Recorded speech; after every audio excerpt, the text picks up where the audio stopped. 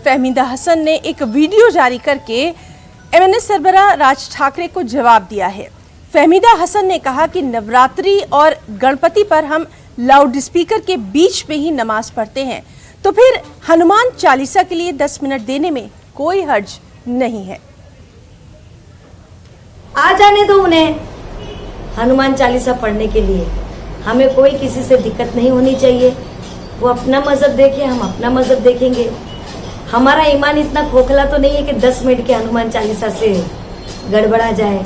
जब नवरात्रि और गणपति के एक गली के अंदर 10-10 मंडपों के डीजे के अंदर शोर के अंदर अगर जब हम ईशा की नमाज अदा कर सकते हैं, तो उसके सामने पांचों टाइम 10 मिनट का हनुमान चालीसा कुछ भी नहीं है।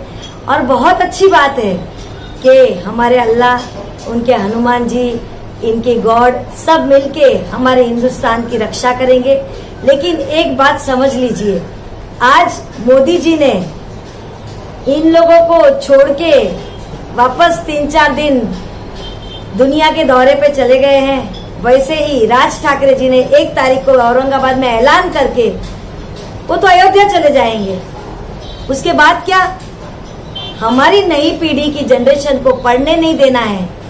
हमारी नई पीढ़ी की जनरेशन पढ़ेगी तो काम मांगेगी ना। उनको यही नफरतों में उलझा के रखना है। तो मैं तमाम लोगों के लिए भी ये दुआ करूंगी कि अल्लाह हमें इन आजमाइशों से पार होने की तौफीक दे, अल्लाह हमें सब्र दे और अल्लाह सबकी हिफाजत करे। आने दो उन्हें हमारे वहाँ प्यार लेने, मोहब्बत लेने और सिवैयाँ खाने के लिए। हम भी बैठ के साथ में सुनेंगे हनुमान चालीसा।